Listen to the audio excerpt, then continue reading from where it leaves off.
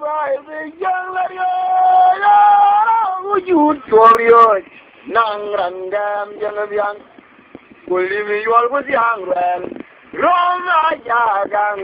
to lo chot ker moin dang and chira go be koila gwa de yurul te go be koila gwa de yurul te Ranja yo manwere mangun lang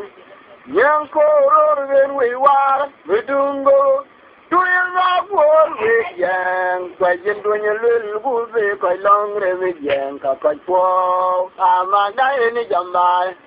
dunga virto ya ya be gwen baril gwa ye wuju namai twen yang liror bu ba ju re ma banga je lo twin de kwere yang yo ranja yo manwere mangun lang Yango ror we war we dungo tuye ba por we jang kwa jindo nyel lugu we ko long we jang ko po amaga ene jambai dunga birdo ya ya be gwen gorel gwa ye we ju namai doin yangali ror bu ba ju we ma banga je lo tunde ya kwere jang yo ranga cho manwer mangun long Yang koror vin we war bedungo tuye ba por we yang tunye lel gu we ko long re mi yang ko po amaga ene jambai ra ni yum a ju ga yi ji lo randir mo ja ja yen na dang ping yi bala un wa jor kwe ta ja to nya kamanga tu we ga ba dial nyangu fo jut Mon yang chu buộc chết mun đi de wel tu ni ju nga ju ba ju lo ran der mo ya ya yen na dang ting ye ma ba la un wa chol kwe ya to nya ga mang ga tu wa ba dial nyang go ve ju mon yang chu buộc chết mun đi de wel tu ni ju nga bu ba ju lo ran der mo ya ya yen na dang ting ye Wanga una wa jwal kwe da yal to nya ga manga to wa ba dial nyango ba yot mo yang chu go jet mun di de we to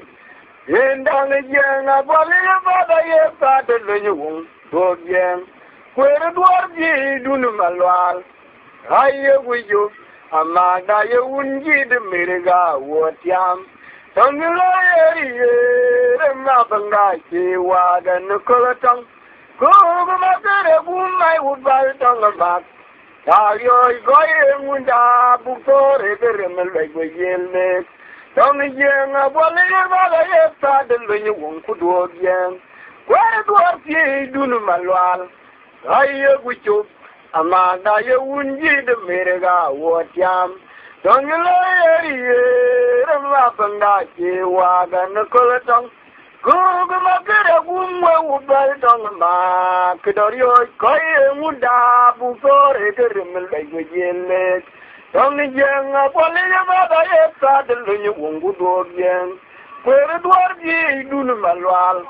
kaye gu chu ama da ye unji de merega wo tiam Tangila eri Remma banga ki wa gan kulitang kuma gara bunwe upal tonga ma kidario koye muda buktor de termel da yele ong yang abale ba da ye pa de lu ungu do yang kwere bordi dun malwal wa ya ni junga ju ga yu blot